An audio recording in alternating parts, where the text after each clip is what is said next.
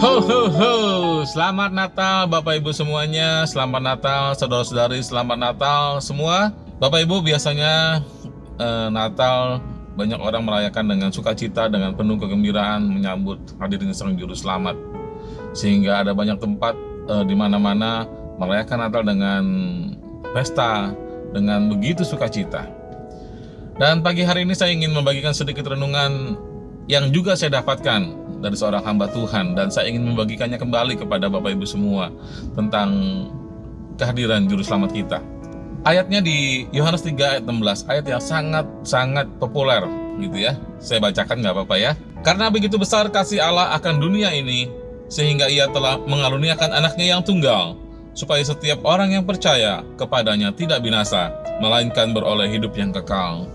Ada beberapa pesan dari pembacaan satu ayat ini, Yohanes 3 ayat 16. Yang pertama, karena begitu besar kasih Allah akan dunia ini. Artinya kasih Allah itu begitu besar.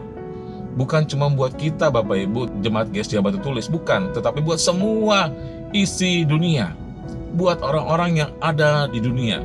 Jadi kasih Allah itu begitu besar.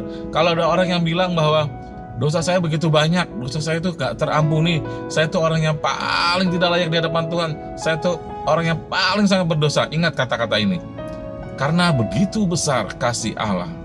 Jadi kasih Allah yang sangat besar itu mampu menutupi segala kejahatan, mampu menutupi segala dosa-dosa kita semuanya, seberapapun banyaknya dosa-dosa kita. Yang kedua tadi adalah akan dunia ini. Jadi kasih Allah itu begitu besar, bukan cuma buat kita Jemaat GSJ Batu Tulis, tetapi buat seluruh umat manusia. Artinya apa? Kalau ada di sana orang-orang yang belum mengenal Tuhan, kalau ada di sana orang-orang yang belum mendapatkan kabar keselamatan, itu tugas kita. Jadi kehadiran Tuhan Yesus bukan cuma menyelamatkan kita, tapi juga menyelamatkan orang lain dengan cara apa? Dengan cara kita mendapatkan tugas untuk memberitakan kabar keselamatan buat orang-orang yang belum mengenal Tuhan. Nah, selanjutnya apa yang pesan berikutnya? Ia telah mengaruniakan anaknya yang tunggal. Artinya Bapa di surga itu benar-benar sangat mengasihi kita, sehingga satu-satunya anaknya yang tunggal itu dia berikan kepada kita. Di dunia ini mana ada Bapa yang mau mengorbankan anaknya yang satu-satunya.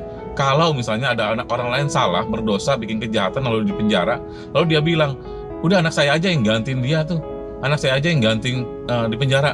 Ada nggak yang begitu?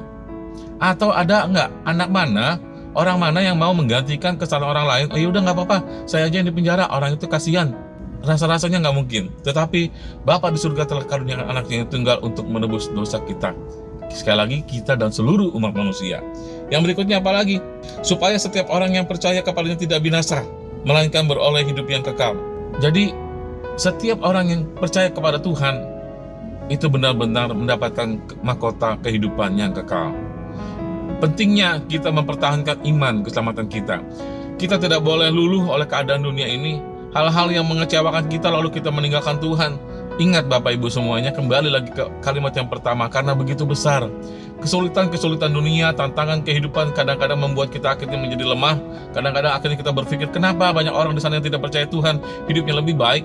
Kenapa orang-orang di sana yang tidak percaya Tuhan, bahkan yang melakukan kejahatan, hidupnya aman-aman aja, tenang-tenang aja, bahkan terlihat lebih bahagia daripada saya? Bapak Ibu, firman Tuhan juga bilang, kita nggak boleh iri dengan orang-orang seperti tersebut. Kita tetap berpegang teguh kepada firman Tuhan. Kenapa? Karena ia telah mengaruniakan anaknya yang tunggal. Kata telah di sini artinya sudah selesai, sudah lengkap. Semua-muanya Tuhan sudah berikan kepada kita.